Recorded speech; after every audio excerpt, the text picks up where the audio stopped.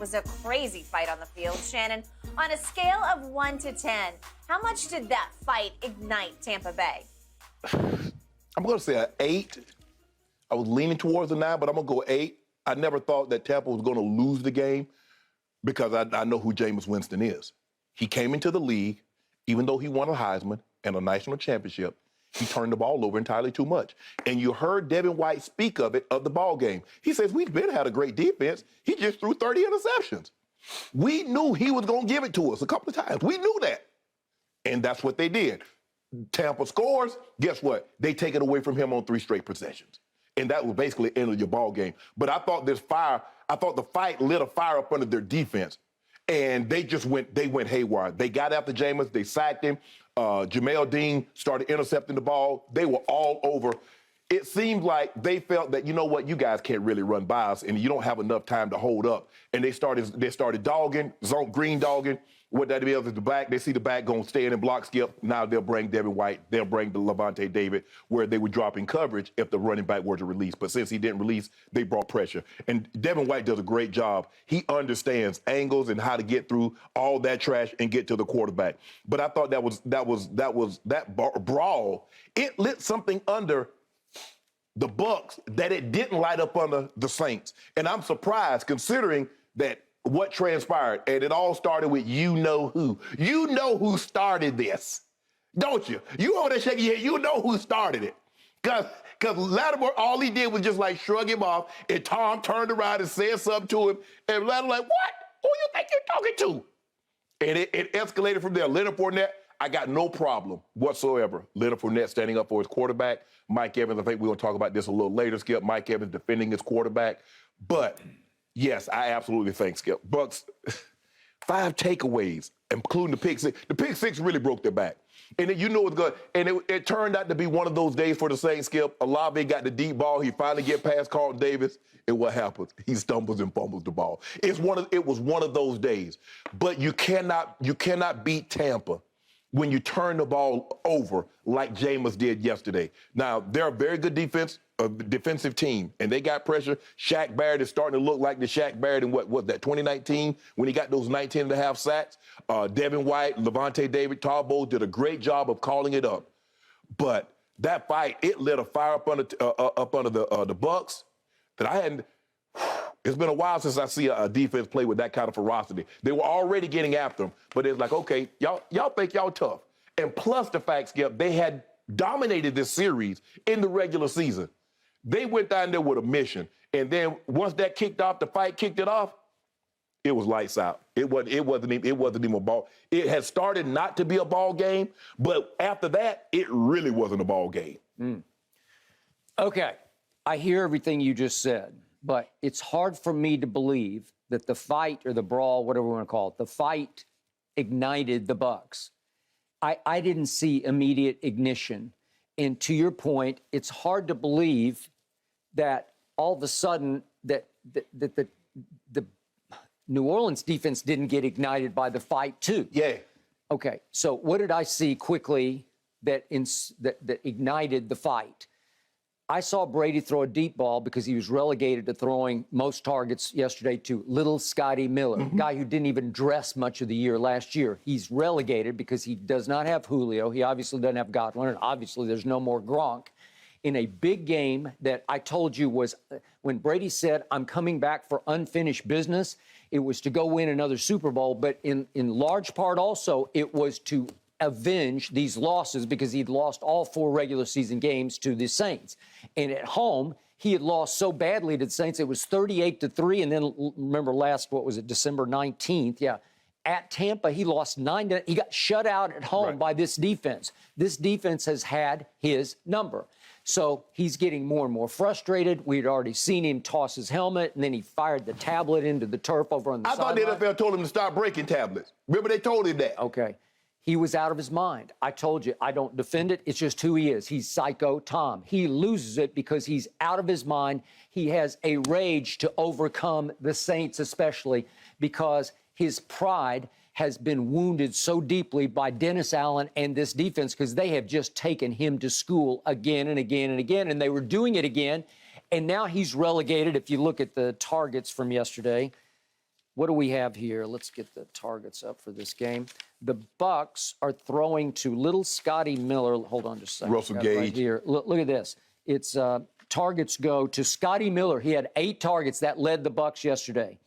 Next is Russell Gage, a new addition from the Falcons, obviously gets 6. And then Bashard Perriman gets 5 targets. Those are the top 3 targets for Tom Brady. Well, he's out of his mind because he's sort of relegated back to New England days when he was screaming on the bench. Can somebody separate? Can somebody separate? And that's what he was thinking. So he gets Scotty Miller just on a streak up the sideline.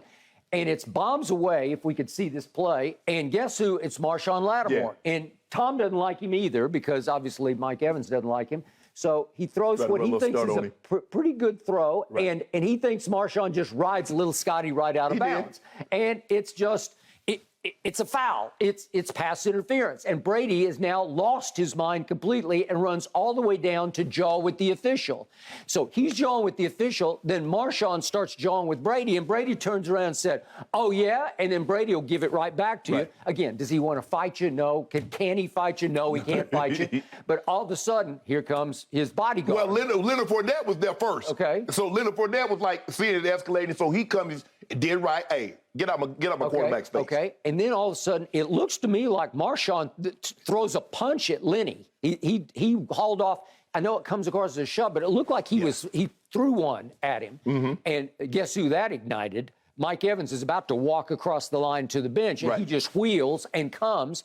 And he's done this to Marshawn Lattimore before, got suspended for it in 2017.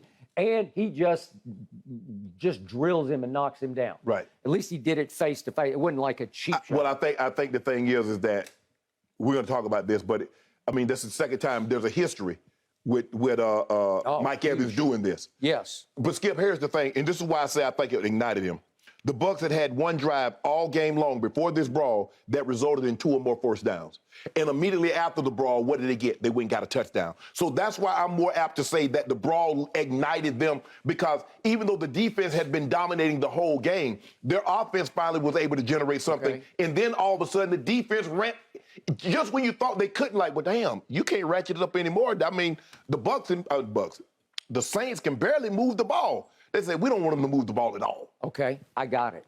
But Jameis had one shot that he took right after the brawl. Yeah. And he goes deep. He throws it all the way into the end zone. And I thought Jamel Dean, who once picked 6 to Aaron Rodgers, now Aaron's going back to the scene of the crime, as he talked about last night. But Jamel Dean went up and made a play in the end zone on that ball because it's catchable. Yeah. It's not a bad throw. It's not an interception waiting to happen. No, but I think the thing is, it's not like Jamel Dean is really known for his hands. That's a heck of a play. It was especially in a situation play. because, the Saints come out and says, you know what, let's try to go for the juggler right now. They went for it. Okay, and it's still 3-3 at that point. Yes. And it's when he threw the interception, it was first interception came with 11:48 left in the game. So it was soon after the brawl, like a minute and a half after it. Yes. Okay, so the point is, what I do think it showed was the depth of unity of the Bucs, starting with Brady. I think they love it that the 45-year-old will go down there and mix it up. I think if you were on his team, you would love that too. Well, I think the quarterback, Skip, you got to protect the quarterback. Okay. It's like Gretzky, whoever the most valuable player is, whatever the center in hockey or whatever the pitcher in baseball, whatever that guy is, whether it's Messi or Ronaldo, you're going to protect that guy at all costs. Okay. Because we know that guy, he ain't really trying to fight, Skip. No, and if you get him out of the game, But he did get into it with Marshawn, and I think that helps inspire his teammates on both sides of the ball. And plus, he know the cavalry coming. Okay. Well, sure he does. Well, and he knows they better come. Yeah, they coming. He know the cavalry coming, Skip. That's the law of this jungle. Is they better have your back, and they all had his back. And guess what, Skip? You see him walking in the tunnel after the game. Who's the first person to meet Brady in the tunnel and give him a hug? Mike Evans. Okay. You see, hey, they hugged. Yeah, you saw that? Yeah, okay. He like, and you heard what he said. He's telling the referee. He's telling the referee, come on, that's Tom Brady. What do you expect me to do? Okay, he's just saying, what am I supposed to do? I got to have his back. Yes. Okay. So then the play of the game comes from Brady to me because it's 7:41 left in the game and it's 3rd and 5 at the New Orleans 28.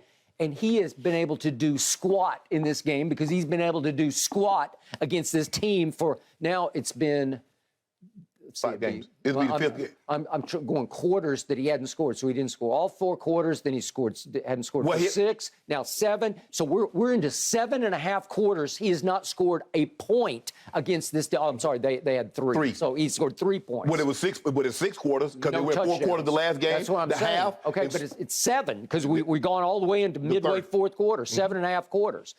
And on 3rd and 5, if we could see this play, he sort of rolls gently to his left, fades to his left, and he's dancing, and he throws it all the way across the field. The ball travels about 50 yards in the air. It's a frozen rope. It's got some juice on it, and it hangs up long enough to beat the corner. And that's the safety, Marcus Williams. That's the Williams. No, it's Marcus Williams. Yeah. Came over from New Orleans. Okay. I mean, from no, it's not Marcus Williams. Marcus May. What am I saying? No, May is 6. That was Williams. You're right. You had it right. But Marcus Williams plays for the Baltimore. But I think that guy's last name is Williams. That's the guy that picked him, right? Remember last year they got the pick 6? Isn't that him? Yeah, maybe.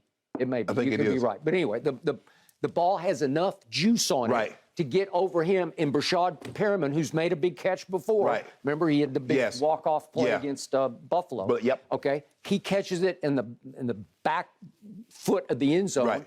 And that's the throw of the game to me, because that was the play of the game. Okay, that's Brady at his greatest to me. That's a GOAT play. I think the thing is that you could feel, Skip, probably the team that scored the touchdown first was probably going to win this ball game. I would agree. And I was surprised, Skip, that once Mike Evans went out, okay, there's no Mike Evans, there's no Chris Godwin, there's no Julio.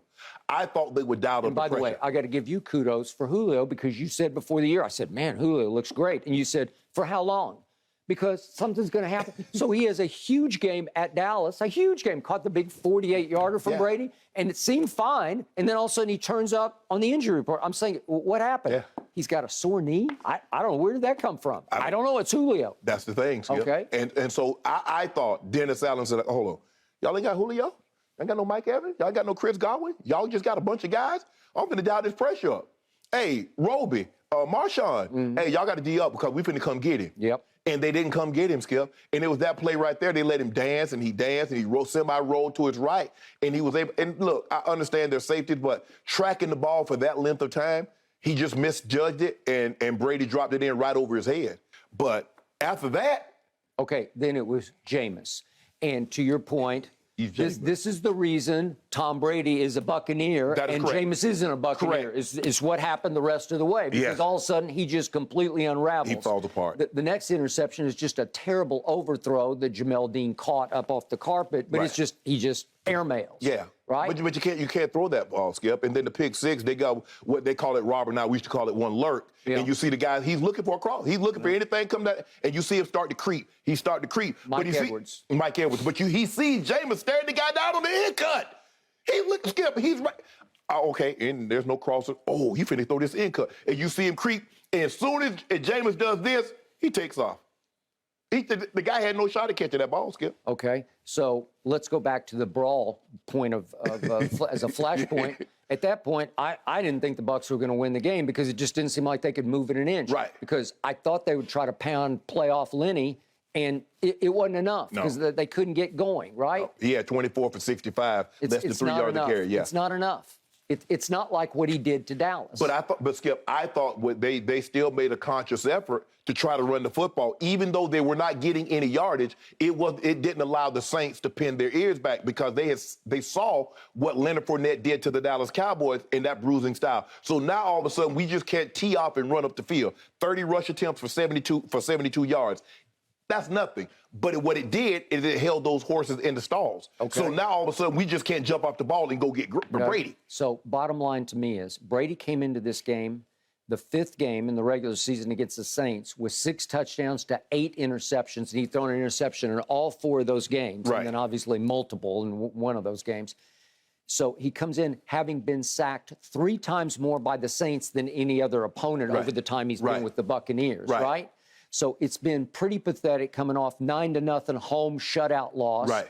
And to me, for him to throw 1 touchdown pass with 0 interceptions and get sacked only 1 time, that's the bottom line to the game. They kept him upright just long enough to finally break through and hit one pass to one's backup receiver to win the game. And Skip, you forget the time in Tampa where they ended up kicking the field goal just so they wouldn't get shut out again, like 38-3. It was 38-3. And he threw 3 picks, including a late one we just sort of threw it up for grabs to Gronk. Right. It was horrendous. Yeah. Okay, that's what that defense has been doing to him, and he finally broke through. I don't know, Skip, but your guy averaging 200 yards a game passing. Well, he's played a top 5 defense and the defense that had his number like kryptonite number. I know a guy that played Thursday night that you said played horrible. He had 230-something yards passing, 2 touchdowns, and you said he played horrible. Who was that? I ain't call no name. I ain't gonna call the true GOAT. Everybody know who the GOAT is right now. The true GOAT? True GOAT right now. Oh, you mean the baby GOAT? I don't know. Who had the worst numbers of his career last year? Don't do that, Skip. Lost to Joe Burrow at home? Hey. Yikes. But you said... All I know is the true GOAT is 2-0. Oh, the big GOAT. And new he's GOAT. got a phony GOAT, Aaron Rodgers, coming to visit again next Sunday. Thanks for watching, Undisputed fans. Subscribe here to get the very latest from Skip and Shannon. Plus, go watch a few segments from our other shows on FS1.